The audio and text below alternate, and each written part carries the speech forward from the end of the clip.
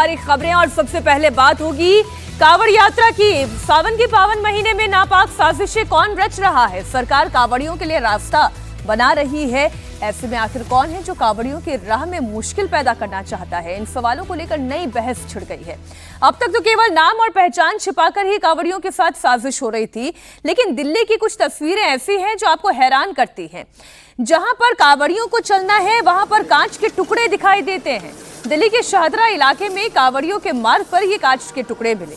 करीब 1 किलोमीटर तक सड़क पर कांच के टुकड़े बिखरे हुए थे। अब कांवड़ियों का कोई जत्था यहां से गुजरता, ये कांच के टुकड़े उसके पांव में लगते तो सोचिए कैसी अनहोनी होगी। कांच के टुकड़े डाल करके यहां पर साजिश रची गई।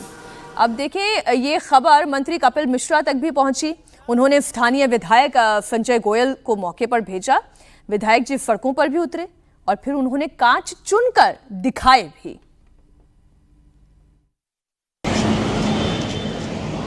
मैं लगभग 1 किलोमीटर चल चुका हूं अभी तक और कांच के छोटे छोटे टुकड़े। अब छोटे छोटे दाने ऐसे हैं जो कि हाथ में भी पकड़ में नहीं आ रहे। जैसे ये देख सकते हैं, ये देख सकते हैं, आप स्वयं देख सकते हैं। ये देखिए ऑलपिन भी डाली हुई है। बताइए ऑलपिन का रोड पे क्या काम है? ये देखिए कितना बड़ा कांच का टुकड़ा है। ये जो कांच हैं ये मेरे द्वारा इकट्ठे किए गए कांच हैं और हमारे साथी एडवोकेट ललित शर्मा जी ने इकट्ठे किए हैं। तो बताइए यदि ये कांच हमारे शिव भोले भक्तों को लगेंगे तो कितना दुख होगा, कि उनकी यात्रा कैसे सफल होगी। नहीं चाहते कि शिव कांवड़िए जो है आराम से हमारे भोले यात्रा संपूर्ण कर सकें। आपको भगवान भोलेनाथ माफ़ नहीं करने वाले। अगर ये साजिश के तहत किया गया है जैसा कि अंदेशा जताया जा रहा है, हर्षवर्धन जी, ये तो बड़ा ही गलत है। नहीं, निश्चित तौर पर ये चिंता की बात है और ठीक है कि कपिल मिश्रा ने तुरंत इस पर काम किया, वहाँ के स्थानीय विधायक गए। लेकिन ये सिर्फ इतने तक नहीं होना चाहिए कि विधायक जी ने कांच का टुकड़ा उठा लिया, टीवी पर आ गया, थोड़ी देर वो उनका अपना एक वीडियो वगैरह चल गया। इसकी तह तक जाना चाहिए। अगर पुलिस सीसीटीवी की जांच कर रही है, और दिल्ली तो देखिए वो क्षेत्र है देश का, राज्य है, जिला, जो भी आप कह लीजिए, वो सबसे ज्यादा सीसीटीवी कवर्ड है, सर्विलांस सबसे ज्यादा है, मॉनिटरिंग सबसे ज्यादा है। तो ऐसे लोग जो, और ये एक तरह से तो खतरनाक है कि क्योंकि कांवड़ वाले नंगे पांव चलते हैं, आस्था उनकी होती तो कुछ पहनते नहीं, तो उनके पांव में लगेगा, उनको नुकसान होगा, उनकी तबीयत खराब होगी, उनको डॉक्टर के यहाँ, एक चीज हुई। लेकिन इसका दूसरा पहलू क्या है? जब उनके पांव में लगेगा और वो अगर किसी की तरफ गुस्से में दौड़े, कहीं हंगामा हुआ, तो समाज में विभाजन की स्थिति बनेगी। लॉ एंड ऑर्डर से आगे समाज विभाजन की स्थिति बनेगी। तो ये बेहद खतरनाक है, इसकी जांच होनी चाहिए। और जिसने भी कांवड़ियों के रास्ते में कांच डाला है उनके खिलाफ कड़ी से कड़ी कार्रवाई। मुश्किल होती कि कार्रवाई नहीं हो पाती, पकड़ में नहीं आते हैं, ऐसे लोग फेंक के चले जाते हैं, ये ज्यादा दुर्भाग्यपूर्ण है। और ये जब हर्षवर्धन जी कह रहे हैं विजय जी की फिर कांवड़ियों का गुस्सा निकलेगा, मारपीट होगी, तोड़फोड़ होगी, तो फिर उसमें कांवड़ियों की भी इमेज पर आ जाता है कि देखिए ये तो हंगामा करना जानते हैं, ये तो तोड़फोड़ करना जानते हैं, धैर्य नाम की चीज नहीं, ये तो हुड़दंगी है। दोनों चीजें जुड़ी हुई हैं। एक तो मुझे लगा कि बहुत कर्तव्यनिष्ठ विधायक जी हैं कि खुद ही कांच उठा रहे हैं। वैसे तो वो झाड़ू लगा के साफ करवा सकते थे, मशीन लगा के। दिल्ली में तो वो सफाई की मोटर्स भी लगी हुई हैं, आराम से हो जाता। और ये जो काम है हर्षवर्धन जी कह रहे हैं, वो जांच उसको पकड़ना चाहिए कि कौन लोग कर रहे हैं, क्योंकि वो सीसीटीवी में हो गई।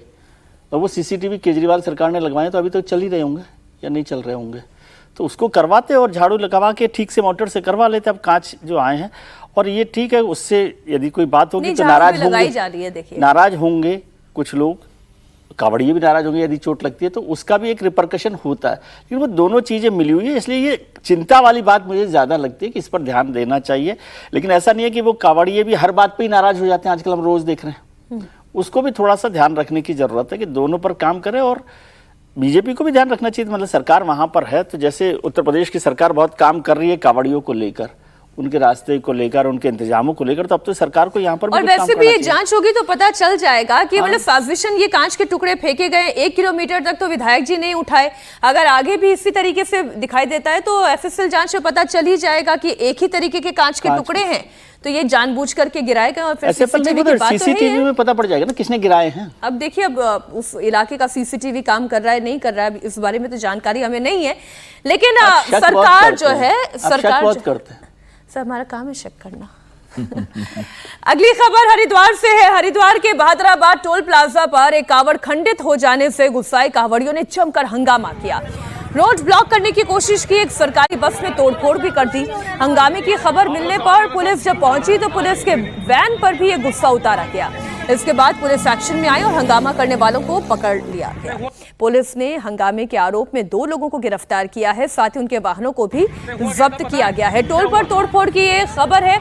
अब देखिए, अभी हम यही चर्चा कर रहे थे कि कावड़िए किसी मार्ग से गुजर रहे हैं, उनका कावड़ खंडित हो गया, मानते हैं तपस्या में विघ्न पड़ गया, लेकिन उसका फिर गुस्सा वो इस तरह से निकालेंगे, जहां तहां तोड़ फोड़ कर देंगे, जो सामने आएगा उसे फोड़ देंगे, तो इस हंगामे के जिम्मेदार भी फिर कावड़ियों को ही कहलाया जाएगा। समीर जी, देखिए, मुझे लगता है बिल्कुल ये जब 28 दिन की जब इनकी यात्रा होती है सावन मास में कावड़ियों की, तो इस तरह की घटनाएं मुझे लगता है कि हर जगह देखने को मिलती है। सरकार ने कोशिश की है कि डेडिकेटेड रोड उनके लिए बनाया जाए, लेकिन ये संभव नहीं है। इतनी लंबी यात्रा रहती है कि ये संभव नहीं है। और छोटे शहरों से भी निकलते हैं तो बच्चों के स्कूल चल रहे, कोई अपनी ड्यूटी पे जा रहा है, किसी की मोटरसाइकिल टकरा गई, किसी की साइकिल टकरा गई, तो इतना गुस्सा हो जाना कि हमारी बिल्कुल कावड़ यात्रा खंडित हो खबर गई है। में कल की पढ़ रही थी समीर जी की गंग नहर के रास्ते जो है एक रूट तय किया गया कि आप वहां से निकले, लेकिन कावड़िए मानने को तैयार नहीं। उन्होंने कहा हम तो हाईवे से ही जाएंगे। बिल्कुल। अब आपके लिए ऑल्टरनेट रूट है तो आप वहां से जा सकते नहीं, हैं। और अभी एक और घटना घटी थी कि भाई एक पिता अपनी बेटी को स्कूल छोड़ने जा रहा था तो उनकी स्कूटी टकरा गई, तो वो पूरी स्कूटी तोड़ दी, बेटी डर के मारे वो भागी वहां से। तो मुझे लगता है ये ठीक नहीं है। किसी का अगर लग गया तो इतना बड़ा आप ये करना, आप शिव का काम कर रहे हो, ईश्वर का काम कर रहे हो, किस इसमें ईश्वर ने बताया आपकी इस तरीके से आप हिंसा का सहारा लो। मुझे लगता है कि ये इस तरह की गतिविधियों से कुछ लोग करते, सारे कावड़ी ऐसे नहीं होते, लेकिन उससे भी बचना चाहिए और प्रशासन को भी सुनिश्चित करना चाहिए कि जहां तक हो सके 28 दिन ऐसी व्यवस्था हो कि कोई उनकी मार्ग में कोई बाधा ना हो, और जो खंडित होने की समस्या जो बार बार आ जाती है उससे बचा जा सकता है। और अभी दिल्ली का आप जिक्र कर रहे थे विधायक जी का कि वो सड़क बिल्कुल साफ कर रहे थे, तो ये ठीक है कि विधायक जी इतने एक्टिव है, लेकिन सिर्फ कावड़ियों के समय के उसके बाद भी तो उनको उतना एक्टिव सड़क पे कांच को लेकर रहना चाहिए ना, कि बच्चे भी स्कूल जाते हैं, बुजुर्ग लोग भी सड़क पर चलते हैं, उनके पैरों पे भी मतलब वो कांच छुप सकता है, स्कूल जाने वाली बेटी जाती है उनके पैरों पे वो कांच छुप सकता है। तो मुझे लगता है कि विधायक 365 दिन एक्टिव रहे। कह रही हूं कि सड़क पर पानी को लेकर भी एक्टिव होना चाहिए, यमुना की सफाई को लेकर भी एक्टिव होना चाहिए। एक्टिव होने के लिए मसले बहुत सारे हैं। खबर उत्तर प्रदेश से भी है, नाम पर यहां पर एक बार फिर से सवाल है।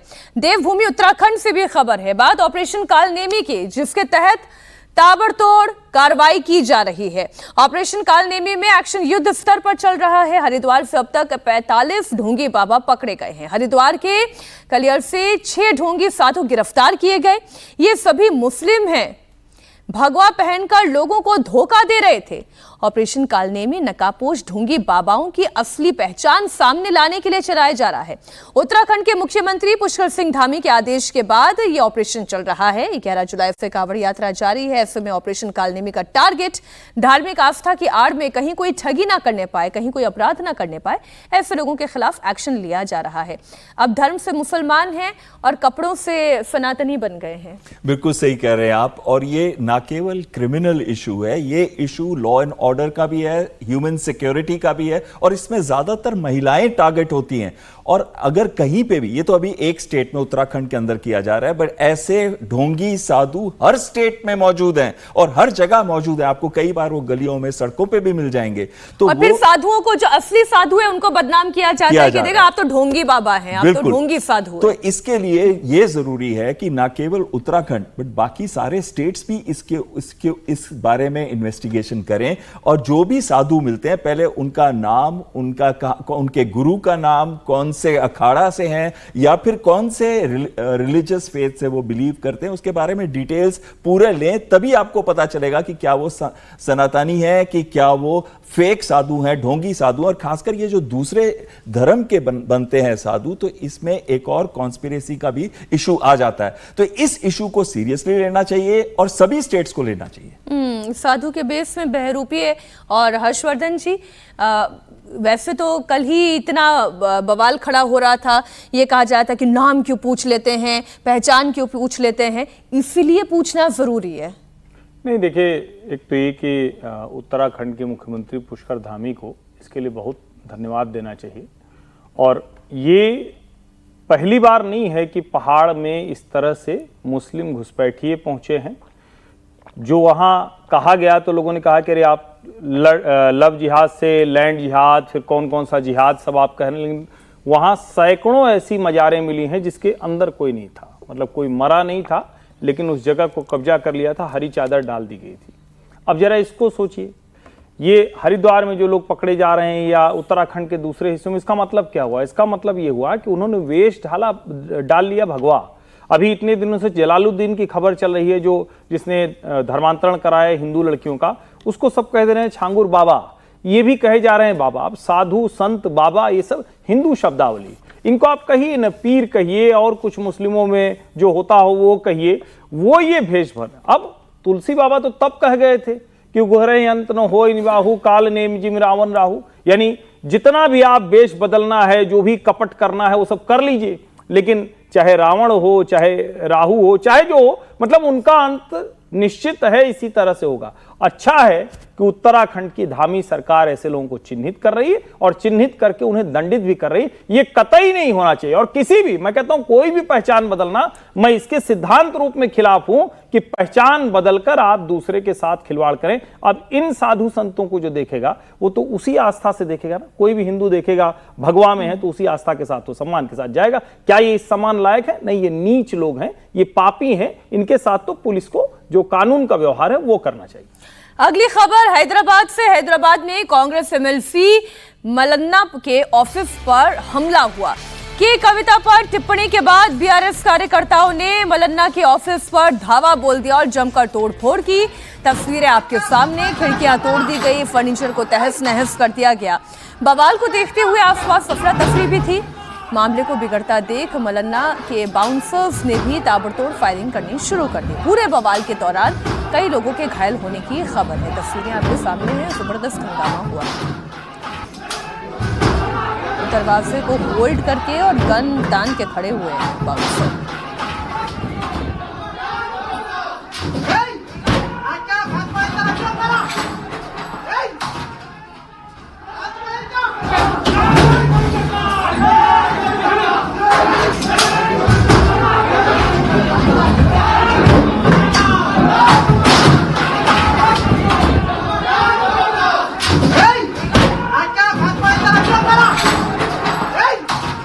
हंगामा तो अच्छा खासा बड़ा था और गोलियां भी चलानी पड़ी बाउंसर्स को। विजय जी, पॉलिटिकल झगड़े हैं, बयान देना, अब ये बयानों की राजनीति हिंदुस्तान में इतनी चलती है कि उसमें कुछ ना कुछ आप करते रहें। अब कविता को लेकर बात करें, कांग्रेस का एमएलए करे दरअसल, और हम उस पर रिएक्ट भी उसी तरह से करते हैं। बयान के जवाब को आजकल किसी भी तरह की तोड़फोड़ में लिया जाता है। मुझे इसके बारे में पूरा बहुत जानकारी नहीं, लेकिन ये हिंदुस्तान के हर हिस्से में दिखाई दे रहा है आजकल। कहीं ना कहीं कोई बयान को लेकर टिप्पणी की जा रही है और उस पर काम किया जा रहा है। शिवसेना की स्टाइल सब जगह है। हाँ, अब शिवसेना को बोलने का मतलब फिर वही वाली बात होगी कि लेकिन तेलंगाना में सरकार है, उनकी कांग्रेस की सरकार है, उस पर यदि बयान दिया जाएगा तो फिर तो हंगामा होना जाहिर है। लेकिन सरकार को लॉ एंड ऑर्डर की तरह से देखना चाहिए और बयानबाजी से मैं तो बार बार ये बात कहता हूँ कि इस पर बचना चाहिए। और यदि बयान है तो बयान का जवाब बयान से दिया जाए ना।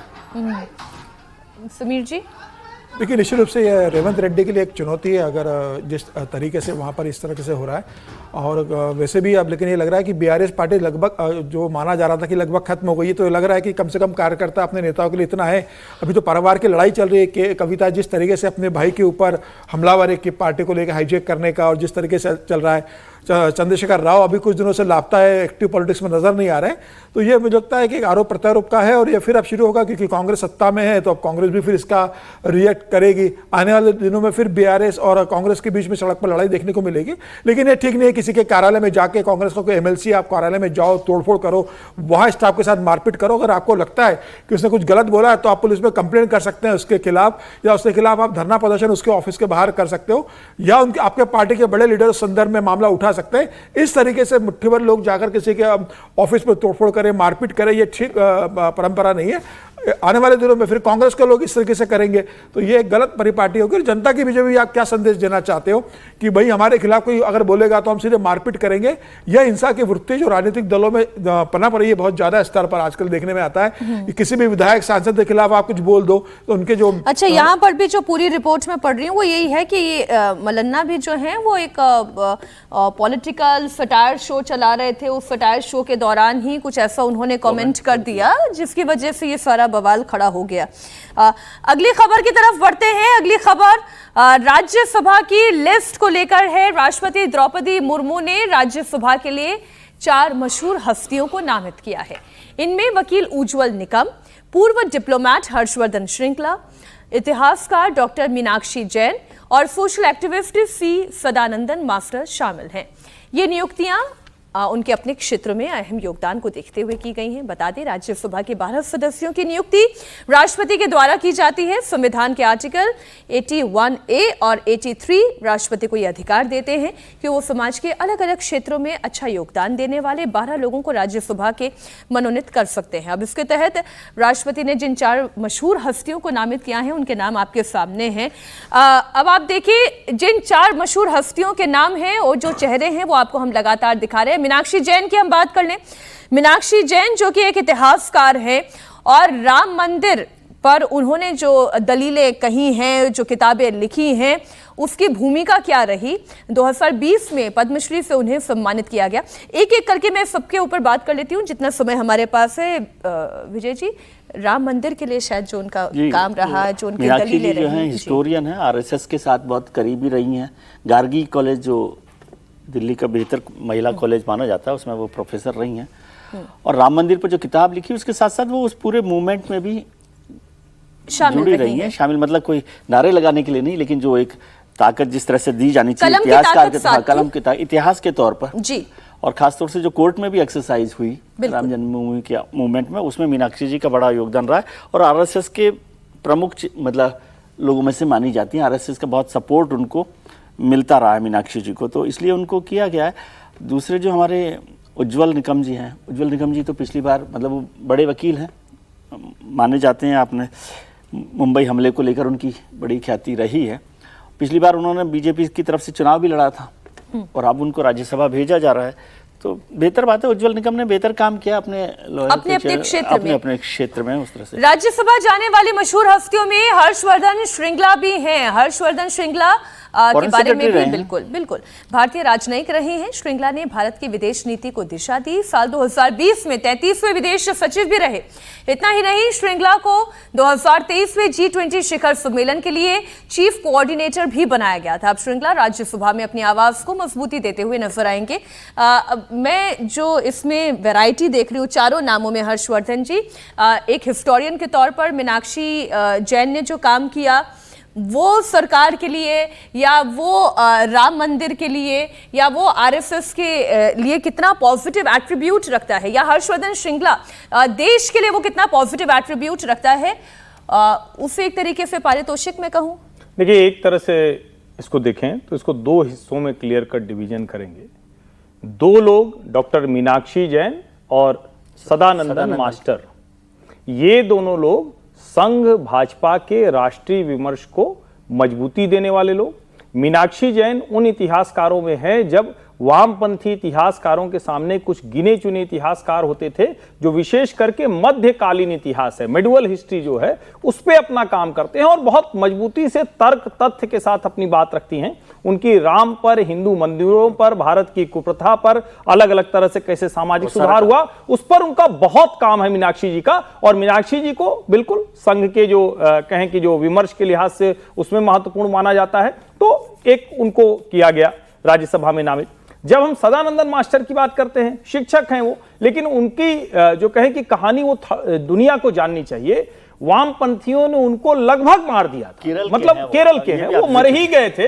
उनके दोनों पांव वो कट गए। भारतीय जनता पार्टी उनको अपना प्रत्याशी बनाती रही, वो हार गए। नरेंद्र मोदी उनके लिए प्रचार करने गए थे उनकी विधानसभा में। उनका महत्व तो इससे समझिए वो सदानंदन मास्टर। अब दूसरा हिस्सा कौन सा है? दूसरा वो हिस्सा जिसमें भारतीय जनता पार्टी को लगता है कि वो लोग जो पॉलिटिकल नहीं है, वो लोग जो वैचारिक नहीं है। अब ये दोनों लोग कोई वैचारिक नहीं है, हर्षवर्धन श्रृंगला और उज्जवल निकम, ये वैचारिक नहीं है। लेकिन एक कसाब को फांसी दिलाने वाला पब्लिक प्रोसिक्यूटर, एक हर्षवर्धन श्रृंगला जो लंबे समय से नरेंद्र मोदी का जो जिसको हम फॉरेन आउटरीच कहते हैं उस प्रोग्राम को देखने वाला। लेकिन एक मुझे थोड़ा सा, वैसे तो मोदी जी ने निश्चित तौर पर ये चारों नाम किए हैं तो इसमें कोई उंगली रखने जैसा नहीं है, लेकिन उज्जवल निकम को अभी आपने लोकसभा लड़ाया था, लोकसभा वो हार गए।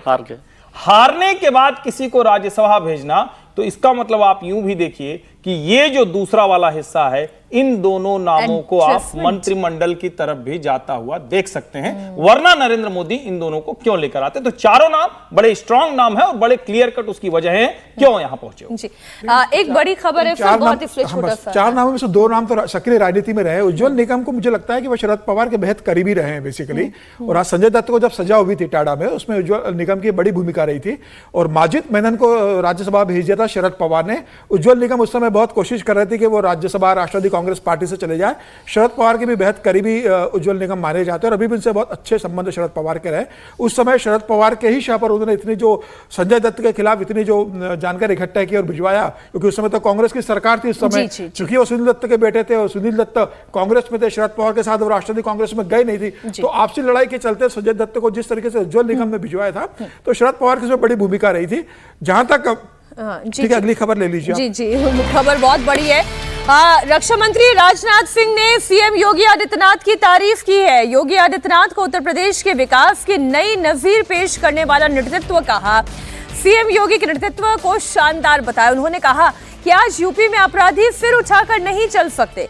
योगी के कार्यकाल में यूपी विकास की नई कहानी लिख रहा है। अब वो दिन दूर नहीं जब यूपी से दूसरे देशों को ब्रह्मोस एक्सपोर्ट किया जाएगा। आप सुनिए रक्षा मंत्री राजनाथ सिंह ने क्या कहा। आज उत्तर प्रदेश में भी मैं कह सकता हूं कि यहाँ के मुख्यमंत्री जी भी उत्तर प्रदेश विकास की एक नई कहानी लिखने की अपनी तरफ से भरपूर कोशिश कर रहे हैं। आज उत्तर प्रदेश में कानून का राज है, निवेश बढ़ रहा है, उद्योग धंधे फल फूल रहे हैं, बुनियादी ढांचे में ऐतिहासिक बदलाव हो रहे हैं, expressway, airport, metro, medical college, ये सब विकास की नई तस्वीर आप सबको देखने को मिल रही होगी। देश की सुरक्षा, उत्तर प्रदेश की सुरक्षा व्यवस्था में भी योगदान बड़ा है उत्तर प्रदेश का। मैंने पहले भी कहा है, उत्तर प्रदेश की धरती पर आज मैं समझता हूं कि कम से कम कोई बदमाश सीना तान कर चलने की हिम्मत नहीं कर सकता है। अभी कुछ ही दिनों पहले मैंने लखनऊ में एक ब्रह्मोस एयर स्पेस की इंटीग्रेशन और टेस्टिंग फैसिलिटी का उद्घाटन किया था। आप लोगों ने देखा होगा जो ऑपरेशन सिंदूर हुआ, उस ऑपरेशन सिंदूर में ब्रह्मोस ने करिश्माई काम किया है, ब्रह्मोस मिसाइल ने। और इतना ही नहीं, ब्रह्मोस मिसाइल ने जो करिश्मा दिखाया है, उसके बाद दुनिया के लगभग 14-15 देशों ने भारत से ब्रह्मोस मिसाइल की मांग की है। तब ब्रह्मोस मिसाइल अब लखनऊ से भी एक्सपोर्ट की जाएगी।